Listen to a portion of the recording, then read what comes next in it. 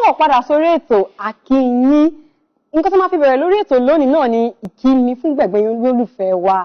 Àkíìyín pé ẹ kú ìpalẹ̀ ọmọ ọdún gbogbo ẹ̀yin olólùfẹ́ wa lórí móhùnmáwòrán Orísun nílé lóko ni ẹ̀yin oníbàárà wa ni abẹ́yìn tó yẹ pé ẹ fẹ́ràn wa tinútinú àtẹ̀yìn pé ẹ̀ ń wà pẹ̀lú ìfẹ́ la kí pé ẹ kú ìpalẹ̀ ọmọ ọdún lágbára Ọlọ́run ọdún tó ń bọ̀ á dára jù yìí tá à ń ṣe ìyẹn lágbára Ọlọ́run.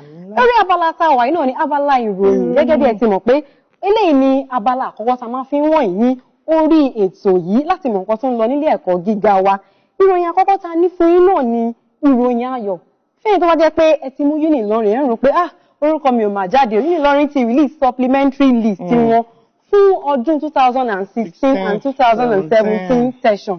Fẹ́yìn tó bá jẹ́ pé ẹ̀ ń retí pé kórúkọ yín bá list yìí jáde ìròyìn ayọ̀ ni fún yín. Then ẹ tàtà ṣàṣàlọ́wọ́ orúkọ yín tó ti jáde ìyẹn ti University of Ilorin. Bákan náà àwọn Adéyẹmí College of Education ti Ondo State wọ́n ní pé gbogbo first batch second batch third batch of admission list pátá làwọn ti gbé jáde nísìnyí. Ìwọ tó bá mọ̀ pé o mú Adéyẹmí College of Education fún ilé ẹ̀kọ́ gíga tó yàn láàyò láti lọ kẹ́kọ̀ọ́ ìwọ tàà ṣàṣà lọ sí iléèwé náà kó lọ wo orúkọ rẹ̀ tí kò bá sí ní kìíní àwọn kejì àwọn kẹta mẹ́ta ló gbé jáde. Àmì lórí ọ̀rọ̀ pé kíyàn gain admission la ṣe wà Ekiti State University ti ní àǹfààní ti wà fún ẹ̀yin tó bá jẹ́ pé ẹ fẹ́ kẹ́kọ̀ọ́ kẹ́tù máa ṣiṣẹ́ part-time evening degree ọ̀nà àǹfààní yẹn ti wà fún yín ní Ekiti State University fẹ́yìn tó bá jẹ́ pé ẹ nífẹ̀ẹ́ sí irú nǹkan báyìí ẹ tara ṣàṣà ẹ má jẹ́ káǹfààní yẹn kó fòyìn ga. Mo rántí ìgbà tó máa ń sọ pé mi lọ sí school alẹ́ Ekiti State tó ti gbé school alẹ́ jáde. Àbọ̀ Ekiti gan náà ti wà èèyàn lè kàwé tó máa ṣiṣẹ́. náà ò tiẹ̀ ní time àmọ́ Ekiti State wọ́n ti sọ pé ìrọ̀lẹ́ ni ìwọ́n tó bá ń ṣiṣẹ́ látàárọ̀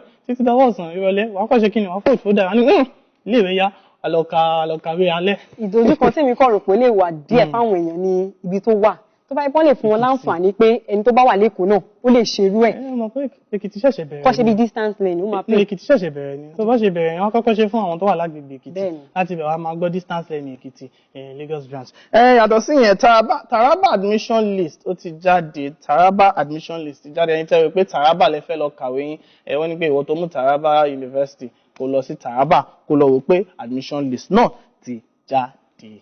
Nasarawa State University náà ti sọ àwọn ti SUG wọ́n sọ pé àwọn fẹ́ parapọ̀ láti tún di tuntun ju báwọn ṣe wà lọ àwọn fẹ́ reconstitute SUG wọn àmọ́ professor tó jẹ́ ọ̀gá olùdarí ilé ẹ̀kọ́ ìvísí wọn ló ní òun ni ẹ má ṣe wà àmọ́ tẹ́ bá mọ̀ pé ẹ fẹ́ tún àjọ yín ṣe ẹ má wulẹ̀ fún àwọn akẹ́kọ̀ọ́ ní owó èlé àtọ̀sí tó ti ń san tẹ́lẹ̀ no extra charges ìbàjẹ́ department ìbàjẹ́ faculty owó tó ti ń san tẹ́lẹ̀ náà nìkan san ìyẹn láti Nasarawa State University. ìmọ̀ fún àwọn SUG wọ́n wá ń gba àwọn charges kankan. juice ló ń pè.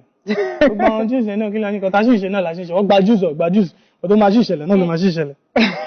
Bẹ́ẹ̀ni gómìnà Ondo ó rọ gbogbo àwọn agùnbánirọ̀ pátápátá wọ́n ní agbègbè kágbègbè tẹ́ bá wà ní agùnbánirọ̀ ẹ rí i pé ẹ kópa rere lágbègbè náà tó jẹ́ pé tẹ́ bá ti kúrò lágbègbè náà wọ́n máa fi nǹkan rántí pé àwọn agùnbánirọ̀ tó wá ní ọdún 2016 2017 nǹkan báyìí pàtó lọ ṣe nǹkan báyìí pàtó nǹkan tá a máa rántí wọn ṣe sí pé wọ́n ṣe ní agbègbè wa rẹ̀ wọ́n ní pé gbogbo agùnbánirọ̀ pátápátá tó wà l'Ondo State gómìnà wa ó ní pé ká sọ fún yín pé ẹ jọ̀wọ́ ẹ rí pé ẹ ṣe nǹkan pàtó tí agbègbè máa fi rántí yín pé àwọn agùnbánirọ̀ báyìí nǹkan tó ṣe báyìí. wọ́n á pa àwọn tó bá gbé lọ sí abúlé kéréje.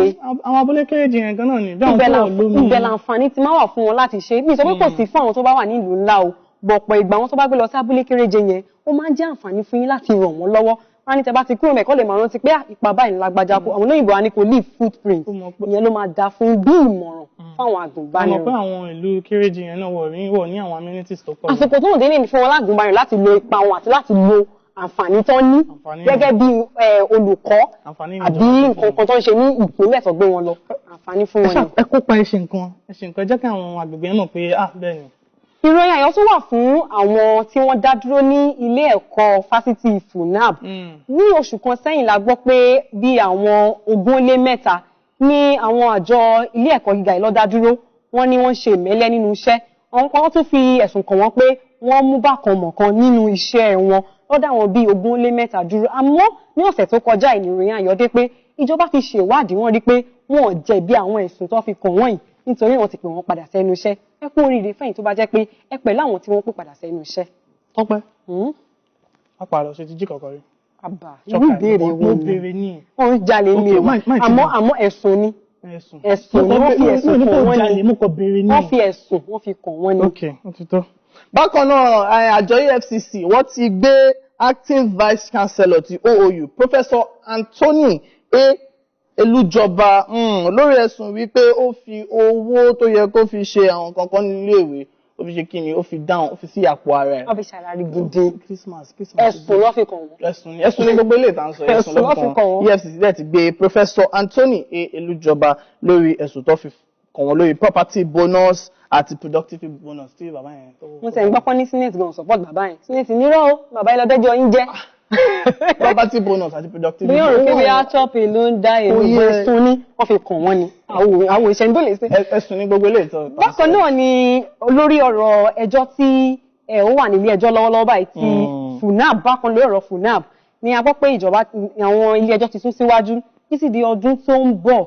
ní àìpẹ́ ìlà gbọ́ pé àwọn lára àwọn tó ń jẹ́ aláṣẹ ilé ẹ̀kọ́ fásitì Federal University of Abeokuta Agriculture Abeokuta la gbọ́ pé wọ́n fi ẹ̀sùn kàn látòrí pro chancellor wọn ìyẹn senator Adéyẹyè Ògúnlẹ̀wẹ̀ vice chancellor wọn Professor Oyèwọlé Olúṣọlá àti bọ́sà wọn ọ̀gbẹ́ni Moses Lẹ́sànmí wọ́n fi ẹ̀sùn bíi 800 million igba lọ́nà 4 mílíọ̀nù wọ́n fi kàn pé wọ́n ṣe àṣemáṣe nípa owó tí ìjọba àpapọ̀ sọ fún ilé ẹ̀kọ́ yìí pé láti ná lọ́rọ̀ pé wọ́n fi ṣara gidi ni ẹ̀sùn ni wọ́n fi ẹ̀sùn yìí kàn wọ́n àmọ́ ní ọ̀sẹ̀ tó kọjá yìí ní ilé ẹjọ́ ti ìpínlẹ̀ Ògùn ló ní àwọn sún ìdájọ́ yẹn sí ọjọ́ 17 oṣù kìíní ọdún tó ń bọ̀ àti ọjọ́ 9 àti 10 oṣù kejì ọdún tó ń bọ̀ January 27, 2017 February 9 and 10, 2017 wọ́n ní àwọn agbọ́ kúlẹ̀kúlẹ̀ ẹjọ́ yìí àmọ́ lọ́wọ́lọ́wọ́ báyìí wọ́n ní kí oníkálùkù kọ sí ìyìn àgbéjẹ́ títí tí ẹjọ́ yìí yóò fi jáde. accuse yẹn àwọn òlẹ́nu ìyẹn lábala ìròyìn ta ní fún yín lónìí sábà padà dé kí la fẹ́ sọ àsìkò ọdún ta wà yìí àwọn gbé nǹkan kan yẹ̀wò láti mọ bó ṣe ń lọ àmọ́ kó tó di pé a padà dé ẹ já gbọ́rọ̀ díẹ̀ nípa ọdún kérésìmesì à ń bọ̀.